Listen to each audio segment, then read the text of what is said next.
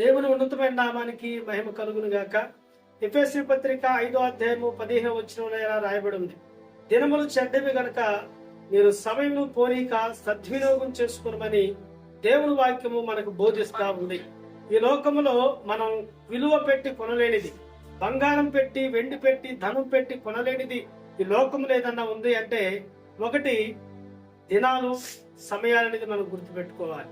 సమయం ఉచితమే గాని దాన్ని మనం ఖర్చు పెట్టుకోవాలి. సమయం ఉచితమే గాని దాన్ని మనం కొనలేము.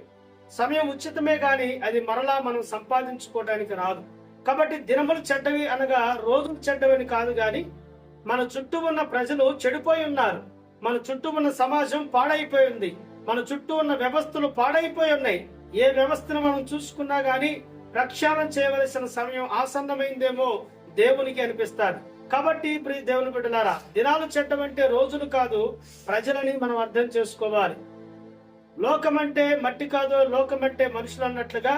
కాబట్టి దినములు చెడ్డవి కాదు, దినాలు ఎలాంటి ప్రజలున్నారో గుర్తు పెట్టుకొని మసులుకొని దేవుడు మనకిచ్చిన సమయాన్ని వినియోగించుకోమని దేవుని వాక్యం సెలవిస్తా ఉంది. కాబట్టి దేవుడు మనకిచ్చిన యొక్క సమయాన్ని ప్రార్థన కొరకు మనం వినియోగించుకోవాలి. దేవుడు మనకిచ్చిన సమయాన్ని వాక్యం కొరకు మనం వినియోగించుకోవాలి. దేవుడు మనకిచ్చిన సమయాన్ని ప్రభుని ఆరాధించడానికి వినియోగించుకోవాలి. దేవుడు మనకిచ్చిన సమయాన్ని మన కుటుంబంతో గడపడానికి వినియోగించుకోవాలి.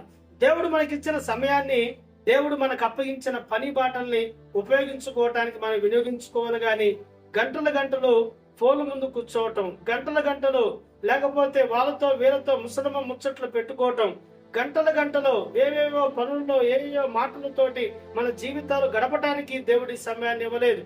ఈ మధ్య కాలంలోనే మరి వేరే దేశంలో 2 సంవత్సరాలు ఒక అతను గేమ్ ఆడుతూ 2 సంవత్సరాలు రెస్టారెంట్ లోంచి అంటే లాడ్జిలోంచి బయటికి రాకుండా 2 సంవత్సరాలు అక్కడే ఉండి ఆ రూమ్ అంతటిని కూడా చాలా చాలా అశుద్ధంగా నింపేశాడు.